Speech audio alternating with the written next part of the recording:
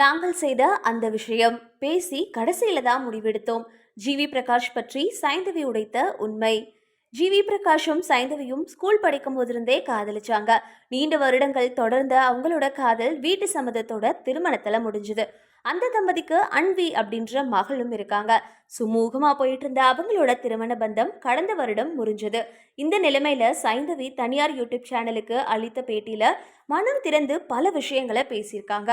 AR ரஹ்மானோட சகோதரி மகனான GV Prakash வெயில் படத்துல இசையமைப்பாளரா அறிமுகமானாரு. முதல் படத்திலேயே தன்னோட அட்டகாசமான இசையால எல்லாரையும் ஈர்த்துட்டாரு. இதன் காரணமா பெரிய ஹீரோக்களோட படங்களும் அவருக்கு புக்காச்சு.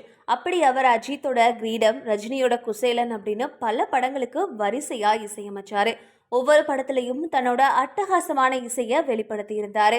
ஆயிரத்தில் ஒருவன், மயக்கம் என்ன அப்படின்னு பல படங்கள்ல தனித்துவமான இசையை கொடுத்த அவர் தேசிய அளவில் அங்கீகரிக்கப்படாமலே இருந்தாரு. இது அவரோட ரசிகர்கள் மட்டுமில்லாம பலரிடம் பேசு பொருளா மாறுச்சு. இப்படிப்பட்ட நிலைமையில தான் சூர்யா நடிச்ச சூரரை போற்று, தனுஷ் நடிச்ச வாத்தி ஆகிய படங்களுக்கு இசையமைச்சதற்காக தேசிய விருதை வின் பண்ணாரு. இது ஒரு பக்கம் இருக்க, அவருக்கு நடிக்கணும் அப்படின்ற ஆசையும் உண்டாச்சு. அதனை நிறைவேற்றிக்கிட்ட அவரு தொடர்ந்து ஹீரோவா நடிச்சிட்டு வராரு. பாலா, ராஜீவ் மேடன், சசி அப்படின்னு முக்கியமான இயக்குநர்களோட இயக்கத்துல நடிச்சாலும் பெரிய வெற்றி கிடைக்கல. இப்போ செல்வராகவன் இயக்கத்துல மென்டல் மனதல் அப்படின்ற படத்துல நடிச்சிட்டு வராரு. இதுக்கிடையில ஸ்கூல் படிக்கும் போதே தன்னோட ஜூனியரான சைந்தவிய காதலிச்சாரு ஜிவி. இரண்டு பேரோட காதலும் நீண்ட வருடங்கள் நீடிச்சிச்சு. அதுக்கப்புறமா வீட்டு சம்மதத்தோட இரண்டு பேருமே திருமணம் செஞ்சுக்கிட்டாங்க. கோலிவுட்டோட ஃபேவரட் ரியல் ஜோடிகள்ல இவங்களும் ஒருத்தர் அப்படின்னே சொல்லலாம். அன்வி அப்படின்ற மகளும் இவங்களுக்கு இருக்காங்க. இப்படிப்பட்ட சூழல்ல இரண்டு பேரும் விவாகரத்து பெற்று விட்டாங்க. அவங்க பர்சனல் வாழ்க்கையிலிருந்து தனித்தனியா பிரிஞ்சாலும் தொழில் ரீதியா ஒற்றுமையாவே இருக்காங்க.